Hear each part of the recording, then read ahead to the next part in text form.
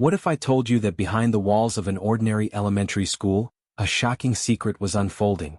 A trusted teacher, engaged to be married, living what seemed like a normal life, until parents discovered messages that would change everything.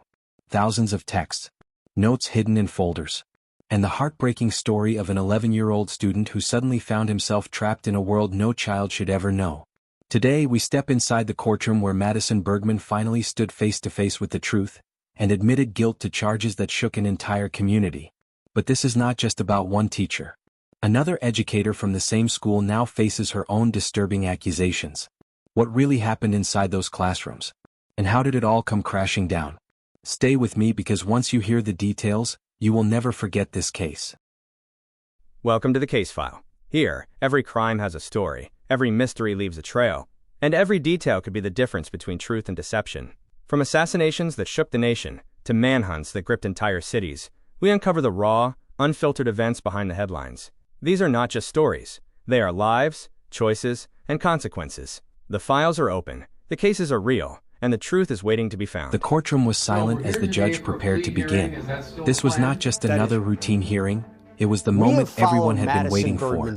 Madison Bergmann, a former teacher from Wisconsin, had walked into court accused of crimes so disturbing, they left an entire community in disbelief.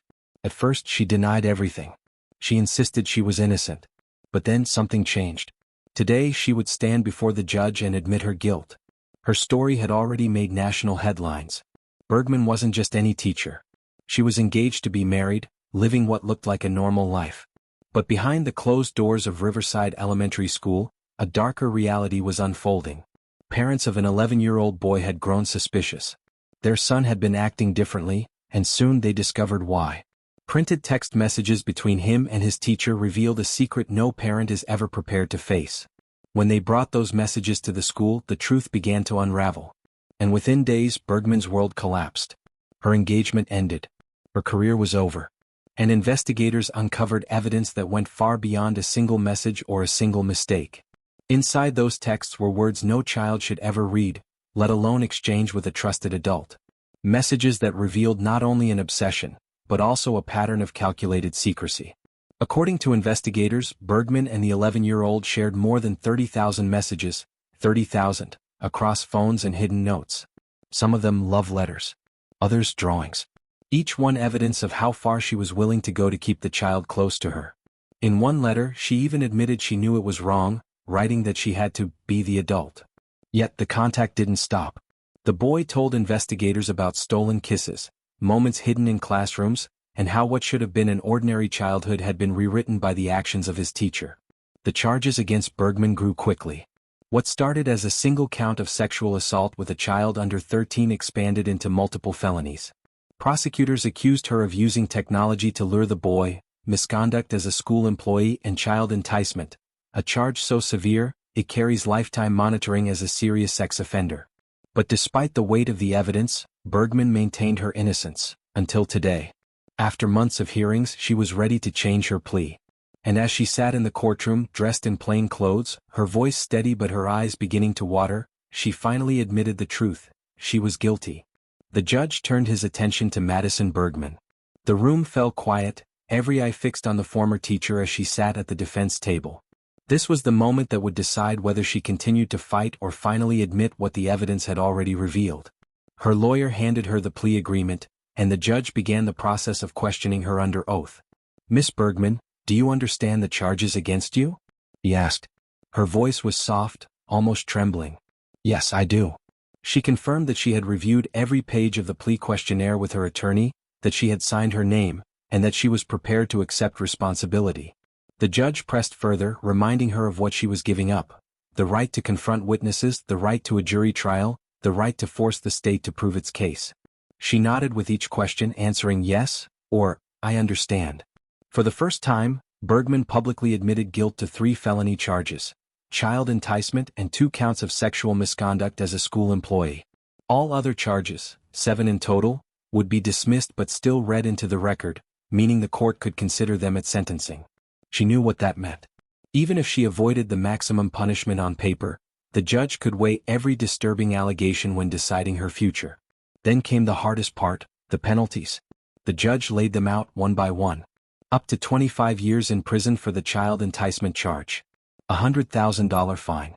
Lifetime registration as a sex offender. And for each misconduct charge, another 3.5 years in prison and a fine of up to $10,000. It was enough to strip away any chance of returning to a normal life. As those words echoed in the courtroom, Bergmann's composure cracked. The woman who had walked in calm and steady began to wipe tears from her eyes. Her voice, once clear, was breaking. She clutched a tissue and nodded again and again as the judge reminded her that regardless of any plea deal, he alone held the power to decide her sentence. And in that moment, the mask of denial she had worn for months finally slipped away. The plea was entered. The court accepted it. Madison Bergmann was now officially guilty. With her guilty pleas entered, the next question was immediate. Would Madison Bergmann walk out of the courtroom until sentencing, or would she be taken straight into custody? The decision would change everything.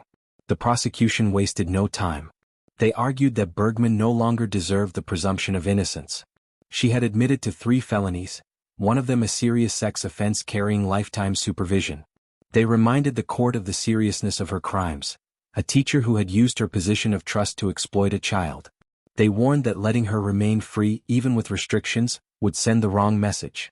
In their view, the only appropriate outcome was immediate incarceration. Her defense team pushed back hard.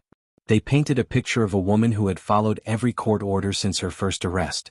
They reminded the judge that she had been on GPS monitoring for months without a single violation. They emphasized her cooperation, her therapy sessions, her psychosexual evaluation that claimed she posed no danger to the public. Her lawyer insisted she had done everything possible to show responsibility, and begged the court to let her remain free until sentencing. As each side made their case, Bergmann sat quietly, tears filling her eyes. Her attorney described how she had moved in with her grandparents, worked consistently, stayed away from children, and checked in regularly. They argued that she was not the kind of defendant who would run. That she had proven over and over that she could be trusted to follow the rules while awaiting her fate. But the judge was not convinced. He leaned forward, weighing the arguments, and finally delivered the words Bergmann dreaded most: bond revoked. Effective immediately, she would be taken into custody. There would be no going home, no waiting for sentencing in the comfort of her family's home. From this moment forward, she belonged to the county sheriff. The reaction was instant.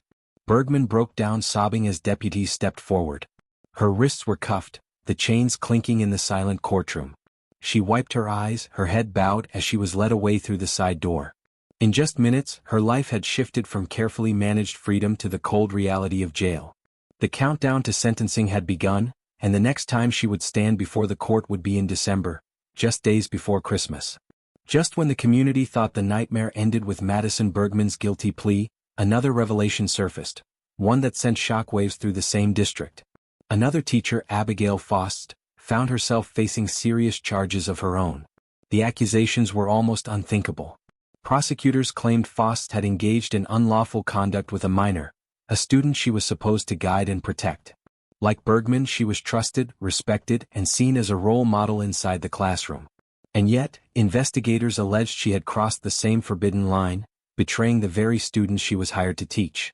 Parents who had just begun processing Bergmann's case were now confronted with another betrayal. 2 teachers. 2 sets of charges. Both tied to the same district. The community's outrage grew louder with every headline. How could this happen twice? How did no one see the warning signs? Court documents revealed the disturbing details piece by piece. Late-night communication. Inappropriate contact. The kind of evidence that shattered trust instantly. Faust, like Bergmann, now faced felony counts that could end her career, destroy her freedom, and place her name permanently on the registry of offenders. For investigators, the cases raised larger questions. Was this coincidence?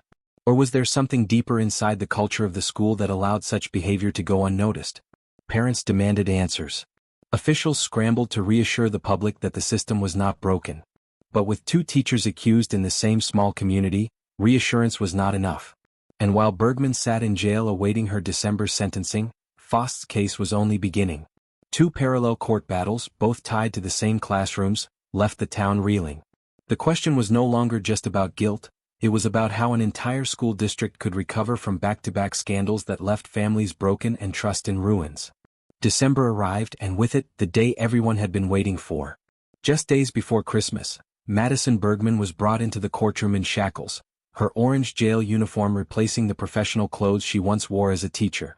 This was no longer about negotiations or legal strategy. This was about punishment, justice, and closure for a boy whose childhood had been stolen. The courtroom filled with heavy silence as the victim's family took their seats. The boy's parents prepared to speak, their words carrying the weight of every sleepless night, every painful reminder of what their son had endured. When they finally addressed the court, the emotion was raw. They described how their child's innocence was taken, how trust in his school was shattered, and how healing felt impossible under the shadow of Bergmann's betrayal. Their voices trembled, but their message was clear. No sentence would ever erase the scars left behind. Then it was Bergmann's turn. With tears streaming down her face, she apologized. Her voice cracked as she claimed she never intended to destroy lives, that she had lost control, that she was deeply sorry. But her words offered little comfort to those listening. For many in the room it was too late. Apologies could not undo what had already been done. The judge listened patiently to both sides, the prosecution demanding accountability, the defense pleading for leniency. They pointed again to her evaluations, her therapy, her lack of prior record. But the facts stood against her, a trusted teacher who had crossed a line that could never be uncrossed. When the judge finally spoke, the courtroom held its breath. He acknowledged the seriousness of the crime, the pain inflicted, and the broken trust that reached beyond a single family to the entire community. He reminded Bergmann that she had not just made a mistake, she had made choices that carried consequences. And then, with measured words, he delivered her sentence.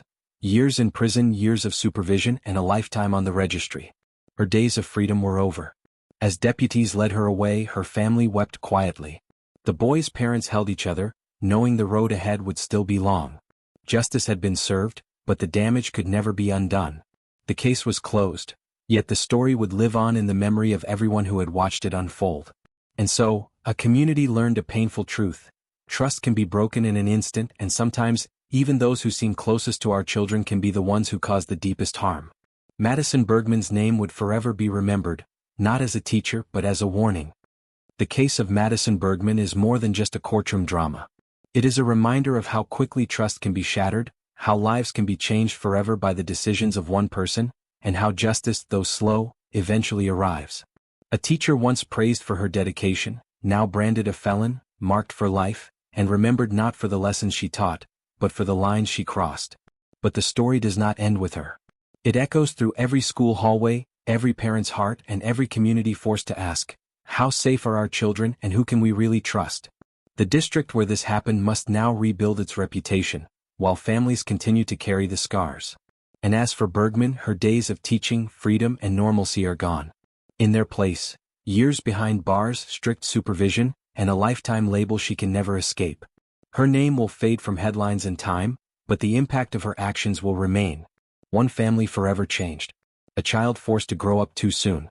And a community that learned a devastating lesson, that sometimes the greatest danger is not outside the classroom but within it. This was the story of Madison Bergmann. A case that started with whispers, grew into headlines, and ended in a courtroom with a sentence that will follow her for the rest of her life. And as another teacher, Abigail Faust, prepares to face her own trial, one question still lingers. Will justice truly be enough to heal the wounds left behind? This is a true crime story. Make sure you don't miss the stories that follow. Don't forget to like this video, share it with others who follow true crime, and subscribe to the channel so you're always the first to know when a new case is released. Your support helps us bring you more real stories, more courtroom drama, and more hidden truths that demand to be told. Until next time, stay safe, stay aware, and thank you for watching.